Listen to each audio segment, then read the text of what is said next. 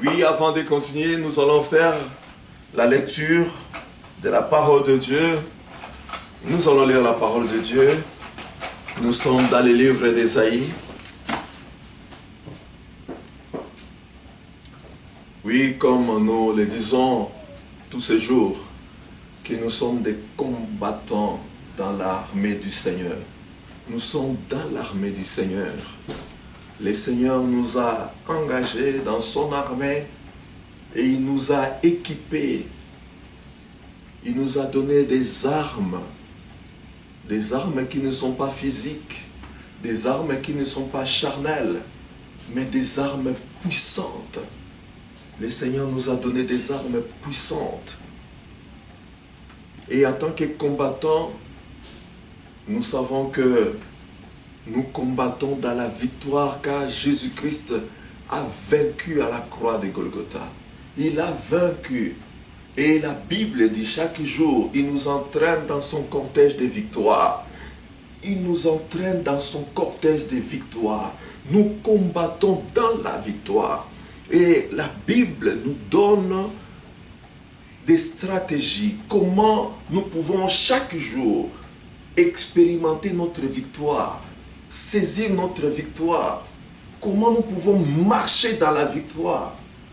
Comment nous pouvons combattre dans la victoire. La Bible nous donne des stratégies pour que notre victoire soit matérielle. Que nous puissions réellement l'expérimenter chaque jour de notre vie. Et voilà ici une des stratégies bibliques ou une des stratégies divines pour que nous puissions marcher dans la victoire. Nous sommes dans Ésaïe, chapitre 30. Nous lisons le verset 15. Écoutons ce que le Seigneur dit. Le Seigneur dit ceci. Car ainsi a parlé le Seigneur, l'Éternel, les saints d'Israël. C'est dans la tranquillité et le repos que sera votre salut. C'est dans le calme et la confiance que sera votre force. Mais vous ne l'avez pas voulu. Ce qui est à la fin, je crois qu'aujourd'hui, ça ne va pas te concerner, car toi, tu vas vouloir la victoire. Alléluia. Amen. À la fin, on nous dit, mais vous ne l'avez pas voulu. Je crois qu'aujourd'hui, toi, tu vas vouloir. Donc ici, on nous donne une stratégie divine. Comment nous pouvons marcher toujours dans la victoire. Comment nous pouvons combattre dans la victoire. Comment nous pouvons expérimenter notre victoire chaque jour.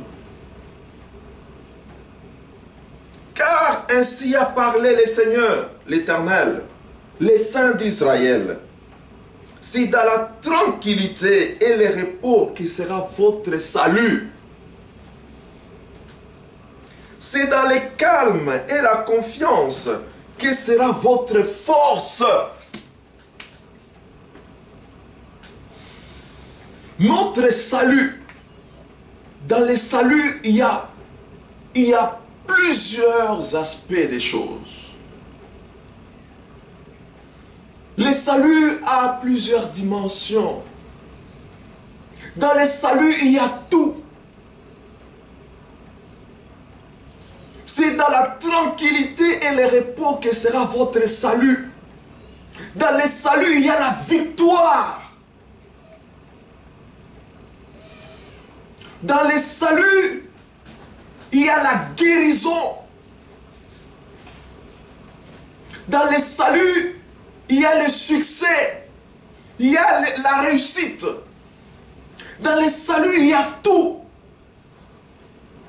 C'est dans la tranquillité et le repos que sera votre salut.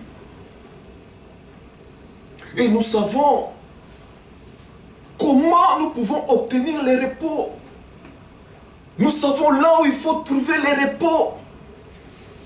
Car Car le Seigneur a dit dans Matthieu 11, 28, « Venez à moi, vous tous qui êtes fatigués et chargés, et je vous donnerai du repos. » Donc le repos, on l'obtient lorsque on s'abandonne entre les mains du Seigneur.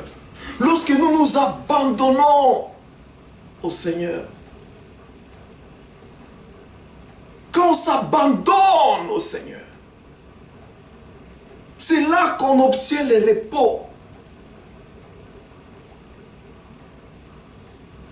Nous ne pouvons pas expérimenter le repos aussi longtemps que nous ne nous abandonnons pas entre les mains du Seigneur. C'est pourquoi beaucoup de gens expérimentent des troubles,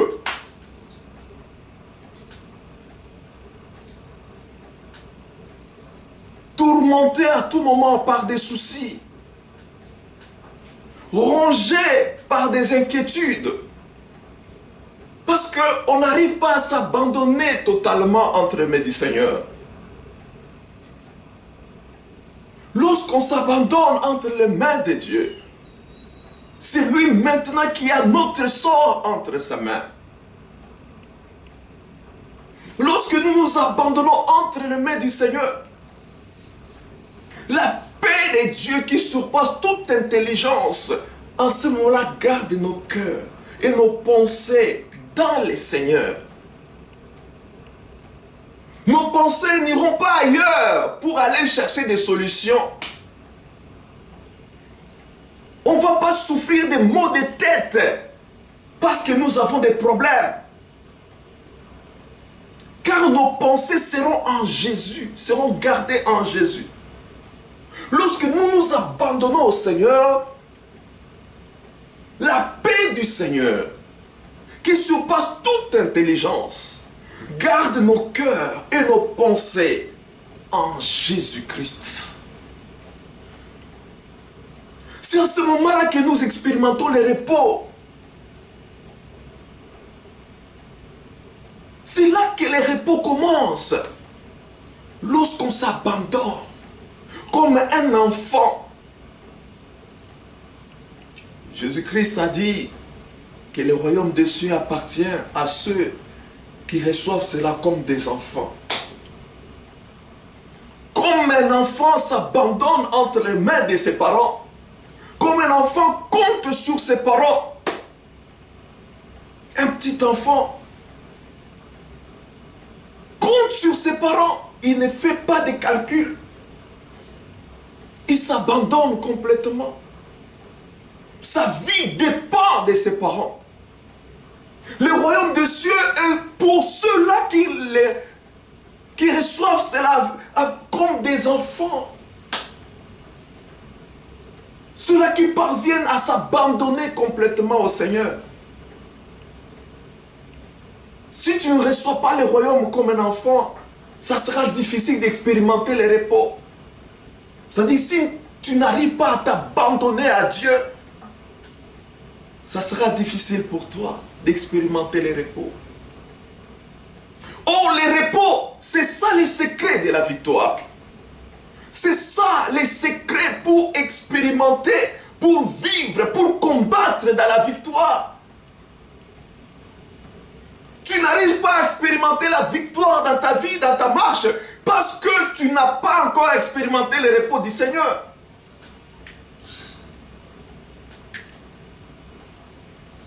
C'est dans la tranquillité et le repos que sera votre salut. C'est dans le calme et la confiance que sera votre force.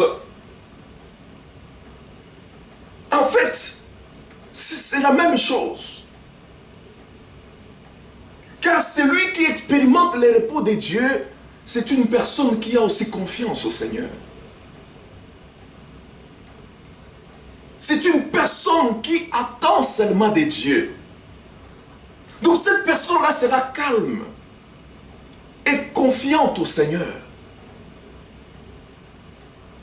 Oh, c'est calme. Et cette confiance-là, c'est ça la source de notre force. la source de notre force.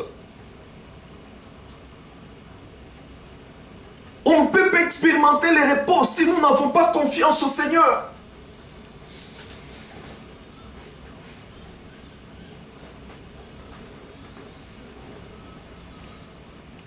Et la Bible dit, la victoire qui triomphe du monde, c'est notre foi. La victoire qui triomphe du monde, c'est notre foi. Or, notre foi est pratique lorsque nous nous abandonnons au Seigneur. La foi sans les œuvres, c'est une foi morte. Tu ne peux pas dire que tu as la foi, mais alors que tu ne t'abandonnes pas au Seigneur. Si tu dis que tu as la foi, cela veut dire que tu crois au Seigneur. Alors si tu crois, tu dois t'abandonner au Seigneur. Si tu ne t'abandonnes pas au Seigneur, c'est que tu ne crois pas vraiment. Ta foi a des problèmes. La victoire qui triomphe du monde, c'est notre foi. Et notre foi est pratique lorsque nous vivons les repos du Seigneur. Les repos, malgré les circonstances, malgré les événements. Notre foi est testée par rapport aux circonstances de la vie, par rapport aux épreuves.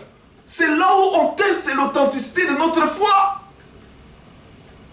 Donc malgré les circonstances, malgré les problèmes, si nous expérimentons le repos de Dieu, c'est alors que notre foi est authentique. S'abandonner au Seigneur, malgré la situation, s'abandonner au Seigneur, malgré ce que tu vois, malgré ce que tu expérimentes dans la réalité, mais toi tu te confies à la vérité.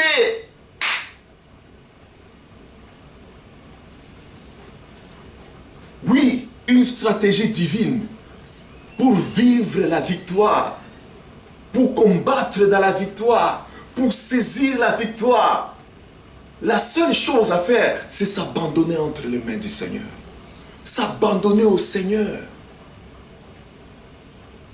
Croire au Seigneur comme un enfant.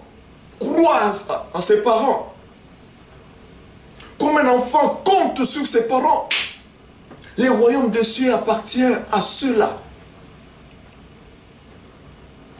qui les reçoivent comme des petits enfants.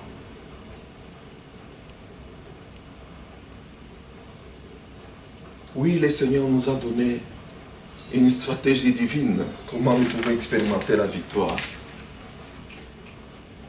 Est-ce que tu t'es déjà abandonné entre les mains du Seigneur? Est-ce que tu t'abandonnes complètement? Nous devons arriver à nous abandonner complètement. Oui, nous allons prier. Dis Seigneur, je m'abandonne. Je viens m'abandonner entre tes mains, Seigneur. Prends, oh Jésus, prends ma vie. Elle est toute à toi. Elle est toute à toi. Et dans ta grâce infinie, tu m'as gardé. Oh, prends Jésus, prends. Oh, Jésus, prends ma vie. Elle est toute à toi. Oh, elle est toute à toi. Et dans ta grâce infinie, tu m'as gardé. Dis au Seigneur, Seigneur, je m'abandonne entre tes mains. Je t'abandonne, Seigneur, toute ma marche. Je t'abandonne ma vie, Seigneur. Que mon cœur soit totalement confiant. Que mon cœur compte sur toi, Seigneur. Je t'abandonne mon cœur. Oui, prie, prie. Prions le Seigneur.